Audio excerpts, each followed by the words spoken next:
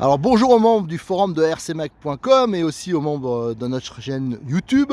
Alors je suis avec Franck, le président du club de Montpellier, le MBM, le célébrissime président. Je crois que depuis le début tu es président du MBM. Alors, Tu l'as créé, non? Bonjour à tous d'abord, oui. Non, j'ai pas créé le MBM. Le MBM, à l'origine du club, qui n'était pas sur cette piste, a été créé par mes deux prédécesseurs, Olivier et Charles, qui faisaient beaucoup de 1/10 électrique à l'époque. Il était à l'autre bout de la ville, s'appelait l'AS Mas-Prunet, je ne sais pas si tu as connu. Non. Et après, donc moi j'ai participé en tant que bénévole, adhérent, on va dire, non président, à la migration du site et les premiers coups de pelle sur le site du MBM actuel. Oui, j'étais, mais en tant que bénévole adhérent passionné. Voilà.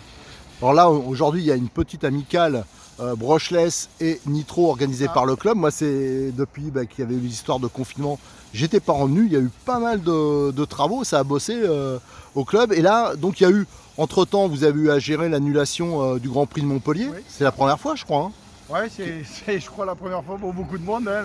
La pandémie est tombée sur la tête du monde entier.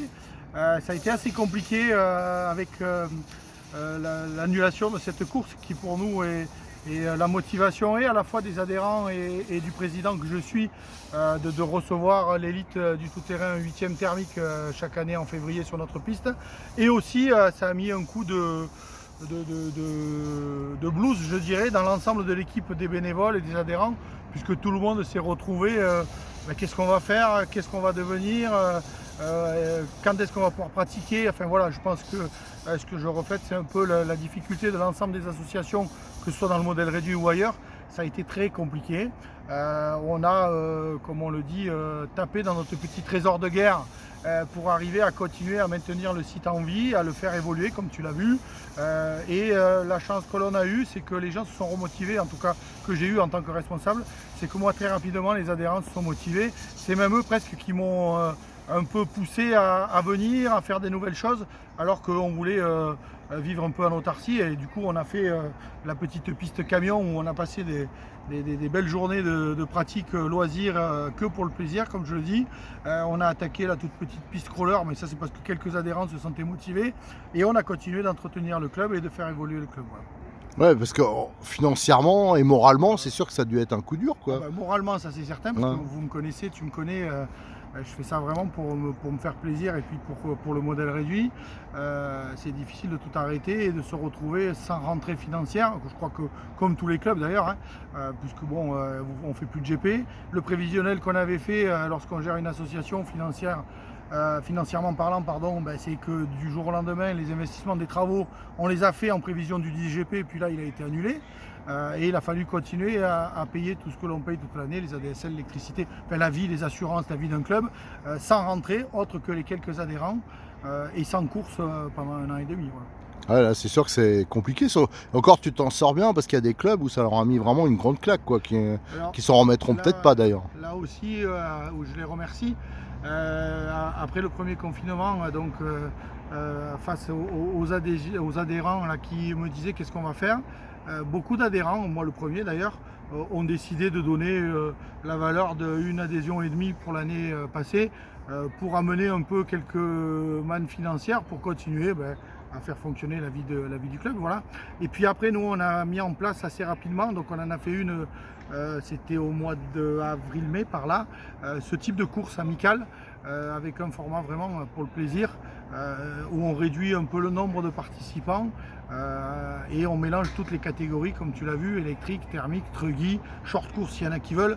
Et je fais un petit clin d'œil, c'est écrit sur ton t-shirt, c'est un peu le retour en local aux fameuses RC Mag, à part que voilà, on le fait vraiment qu'entre clubs voisins pour essayer de dynamiser. Et ça plaît bien puisque j'ai discuté avec des clubs voisins à nous. Pour l'année prochaine, ils veulent qu'on continue à faire ce type de manifestation. Ouais, là je parlais, il y a le club de Pia, j'ai vu là Oui, qu'il y a c'est de ça. Perpignan. Ouais, avec Alors, Guy, par contre, notamment. je trouve quand même qu'il n'y a pas trop de clubs. Enfin, c'est bizarre, il y avait une course la semaine dernière. C'est ça que je regrette un peu dans la Ligue. J'avoue, moi je viens de la Ligue, je venais de la Ligue 1 où il y avait déjà des problèmes. Mais c'est vrai que je trouve quand même que les clubs, ça manque un peu de solidarité quand même. Que ça tourne pas assez. La solidarité Mais à la bon, fois- ça c'est à la autre fois- chose non, encore. je pense que c'est un Ça club se déplace pas trop, Ouais, quoi. Voilà. un club de modèle réduit ou une association, ça se gère avec des bonhommes, ça se gère avec des adhérents, ça se gère avec un responsable, un bureau. Chacun le fait à sa sauce, chacun le fait un peu avec ses envies, ses motivations. Et je veux dire, ça ne peut pas forcément plaire à tout le monde. Il y en a qui veulent des formats de course dans un sens, il y en a qui le veulent d'une autre. Moi, je pense qu'il n'y a pas d'animosité avec les différents clubs. Quand il y a des différents, ben, il y a des différents. Et après, chacun est libre de faire ce qu'il veut et d'aller là où il veut. Encore, heureusement que le week-end, on peut faire ce qu'on veut, quoi. Ah, tout à fait. Voilà. Et au niveau, est-ce que tu envisages de refaire un peu de CF ou un truc comme ça? Le seul que j'ai connu ici, c'est celui qu'on avait organisé ensemble en Brushless. Il y en a peut-être eu d'autres, mais je ne me rappelle pas. Je crois que l'histoire avec notre chère et tendre fédération de modèles réduits, je crois que tout le monde la connaît. Malheureusement, nous, le club de Montpellier, on a lancé ce Grand Prix pour développer, promouvoir le modèle réduit et fédérer. Ça n'a pas forcément accroché à l'époque avec les hautes instances. Aujourd'hui, on a tourné la page. Nous, on continue dans notre sens avec nos petites courses ou nos petites valeurs. Mais oui, il est vrai que le seul CF qu'on a fait, on va dire en tout cas, c'est grâce à toi, Eric, de toute façon, et le fameux lancement de la RC Mag. Voilà, c'est en brushless à l'époque. Et voilà, et aujourd'hui, organiser un CF, c'est pas qu'on veut pas, mais ça demande beaucoup d'énergie et on dépense énormément d'énergie pour notre GP et pour entretenir et faire vivre le club toute l'année, donc on peut pas tout faire. Bon, d'un côté, de toute façon, tu as plus de retombées avec un Grand Prix de Montpellier qu'avec un CF, que ce soit médiatique ou en nombre, ou même en. Voilà, tu n'as pas besoin aussi du même nombre de personnes. Tu n'as pas vraiment moins de contrôle. Et puis l'histoire du GP, c'est vraiment. Et c'est international en plus. Voilà, c'est international. On mélange des Anglais, on mélange des Italiens, des Espagnols, on fait un peu toute l'Europe. Ces gens-là, quand on annonce la date, comme on l'a annoncé là il n'y a pas longtemps, je reçois en permanence des mails. Rappelle la date. Oui, la date, ça sera donc du GP, s'il n'y a pas de contre-indication sanitaire, on va dire, le 11, 12, 13 février 2022. Donc quand on annonce les dates, on a ces fameux pilotes étrangers. Certains certes presque professionnels, mais beaucoup d'amateurs. Aujourd'hui, on a des pilotes anglais qui sont amateurs et qui sont capables de traverser la Manche, traverser la France pour venir faire le GP de Montpellier. Donc voilà, aujourd'hui aussi, ce qui plaît aux adhérents et à moi, c'est de pouvoir continuer à faire la course TT, un 8e, uniquement thermique, hein, il faut le citer, qui est rempli de suite et puis où les gens viennent pour se faire plaisir parce que cette philosophie de course leur convient. Voilà. Après, toute l'année, on fait des courses amicales, toute l'année, on fait des mélanges. Alors, je crois qu'on essaye de faire un petit peu toutes les techniques de course qui plaisent aux gens. Mais oui, non, les retombées médiatiques et surtout économiques, et c'est surtout un choix global de l'association. C'est-à-dire que c'est pas moi qui décide de faire que le GP aujourd'hui. Moi, ça fait des années que j'ai avancé avec le GP et j'aurais pu dire on arrête, on fait autre chose. C'est les membres de l'association du MBM qui me disent il ne faut pas arrêter le GP. Voilà, donc c'est eux qui ont envie de le faire. C'est eux qui ont envie, quand on arrive à des périodes comme là, début novembre, où là il faut tout casser la piste et tout refaire. C'est eux qui ont envie, c'est pas moi tout seul, même si j'y passe beaucoup de temps, de venir passer leur week-end au détriment d'aller faire autre chose avec leur famille pour refaire un circuit, pour préparer ce qu'on pense de mieux pour le GP de Montpellier. Voilà. Et est-ce que tu as prévu, comme il y avait avant, un warm-up? Oui. D'accord. Alors, j'ai prévu un warm-up, je ne peux pas vous communiquer les dates pour l'instant parce que tout simplement je ne les ai pas arrêtées. Je m'attarde rapidement quand j'annonce la date du GP de faire valider ces dates avant de les annoncer avec la ville de Montpellier. Et dans la foulée, on discute pour les dates du warm-up, mais sensiblement, je n'ai pas les dates en tête les week-ends, mais c'est toujours à minima 15 jours, voire 3 semaines avant le GP. Voilà. Et là, il y avait déjà, il y a eu pas mal de travaux pour préparer celui qui a été annulé, hein, notamment, regardez les petits murets là qu'il y a. Voilà. Est-ce que tu as prévu, alors est-ce qu'il y a des nouveautés qui sont prévues? Attention. Des nouveautés, j'aimerais bien, mais ils n'aiment pas trop quand je commence à J'ai dire. entendu tout à l'heure. J'ai cru entendre, ils ont dit pas- oh là, on va avoir du boulot, il va avoir un virage en pavé. Non, des nouveautés, bien sûr qu'on voudrait toujours tous en faire.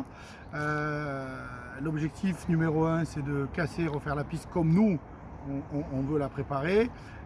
Et en fonction de la météo et de la motivation des adhérents, oui, il y a quelques petites modifs que l'on va faire. Bien évidemment, on ne va pas reprendre le tracé de la piste intégralement, ça c'est pas possible, et financièrement et humainement. Puis en plus, il y a des choses qu'on ne veut pas toucher parce qu'ils sont très plaisantes. La preuve, on arrive en fin de saison, là il y a des débutants, il y en a c'est leur première course, la piste est abîmée, mais ils se régalent quand même, on ne les entend pas gueuler sur le podium. Donc ça veut dire que le tracé quand même, sous sa forme, il plaît à tout le monde, professionnel et amateur. Mais oui, si on peut, on a quelques idées. Pour l'instant, je préfère rien dire devant les médias, parce que là, sinon, si c'est pas fait, après, on pourrait nous dire ouais, pourquoi vous l'avez pas fait. Donc oui, il y a quelques petits mouvements sur certaines parties qu'on veut faire. Voilà, j'espère qu'on va y arriver. Voilà, les adhérents, ils vont regarder la vidéo, donc ça va les remotiver. Donc je peux vous dire que oui, normalement, on devrait faire quelques modifs. Et nous, de notre côté, je peux juste dire qu'on a prévu de refaire un live, hein, comme on fait tous les ans. Top. Sauf que, voilà, Romain, il s'est marié. Un Romain qui s'occupe du live, hein, de RC Live d'ailleurs. Le problème, c'est qu'il va être papa juste après l'événement. Alors, je pense qu'il ne sera pas là. Donc, il va falloir qu'on se débrouille pour faire quelque chose. Et lui, normalement, il va essayer de voir s'il peut faire à distance. Donc, ça ne sera pas comme les autres années. Malheureusement, mais bon, ça se comprend, hein, il peut pas être... Ou alors, bon, ça aurait été moi, j'aurais lâchement abandonné ma femme. C'est pour ça que j'ai pas fait d'enfant d'ailleurs, parce qu'elle devait se méfier. Mais là, bon, c'est normal qu'il reste avec sa femme et qu'il privilégie sa vie de famille, hein. Surtout que c'est le premier. Voilà. Donc, normalement, on a prévu... Tiens, d'ailleurs, au passage, hein, je remercie, hop, je fais un petit zoom dessus. Il nous a mis, je crois que c'est Romain qui disait qu'il avait froid. Ouais, regardez, là-bas, on voit, il y a une petite vitre maintenant. Alors Romain, voilà ce que tu vas rater. Voilà. Donc à moins que tu abandonnes ta femme, mais bon, non, il ne faut pas le faire. Romain, si tu veux venir, on peut construire quelque chose pour que ta femme soit au chaud toute la journée.